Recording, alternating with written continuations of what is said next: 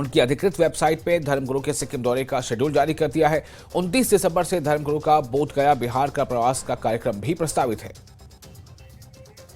और विचित्र से जुड़ चुके इस खबर पर ज्यादा जानकारी के साथ विचित्र, ये दलाई लामा का ये जो दौरा है इसे किस तरह से देखा जाए और इसको लेकर आखिर अटकलें क्यों लगाई जा रही हैं? देखिए विशाल, निश्चित तौर पर अटकलों का बाजार इसलिए गर्म है क्योंकि 13 साल के बाद जो है वो धर्मगुरु दलाई लामा जो है वो सिक्किम के दौरे पर जा रहे हैं। निश्चित तौर पर सिक्किम की जो राजधानी गंगटोक है और जो पलजोर स्टेडियम जिसकी बात हो रही है, जहां पर कि विश्व शांति, धर्म और विश्व कल्याण और धर्म शांति का पाठ जो है वो धर्मगुरु जो है वहां पर जाकर वहां अपने अनुयायियों को पढ़ाने वाले हैं। वो जो पलजोर स्टेडियम है, कहा यह जाता है कि वो चीन की सीमा से महज 50 किलोमीटर की दूरी पर है। और ऐसे में जो है वो चीन तो हम और आप और सभी जानते हैं कि किस तरह से बौद्ध धर्मगुरु दलाई लामा का धुर विरोधी भी है। और जब भी इस तरह के कार्यक्रम जब प्रस्तावित होते हैं दलाई लामा के, तो उसको लेकर चीन कहीं ना कहीं जो है वो चीन की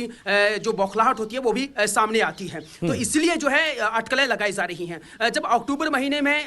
यही शेड्यूल कमोवेश जो है वो जारी हुआ था कि अक्टूबर की 11 तारीख को जो है दलाई लामा इसी तरह से 4 दिवसीय दौरे पर जो है वो गंगटोक में जाने वाले हैं, सिक्किम में जाने वाले हैं। लेकिन क्योंकि सिक्किम में उस वक्त जो वो बाढ़ आ गई थी और उसी दौरान जो है दलाई लामा बीमार भी पड़ गए थे, उनको सर्दी जुकाम भी हुआ था, तो उसके चलते जो है दिल्ली तक ही वो जा पाए थे और उसके बाद फिर पुणे वापस जो है वो दलाई लामा धर्मशाला पहुंच गए थे। तो वो जो दौरा था वो रद्द हो गया था और वो ये जो दौरा था उसके लिए बाकायदा वहां सिक्किम के जो मुख्यमंत्री थे अपने सिपहसालारों के साथ जो है वो धर्मशाला में पहुंचे थे और एक गुपचुप मुलाकात उन्होंने की थी और उसके बाद उन्होंने न्योता भी दिया था उनको सिक्किम आने के लिए। तो अब क्योंकि एक बार फिर से जो है वही शेड्यूल जारी हुआ है और उस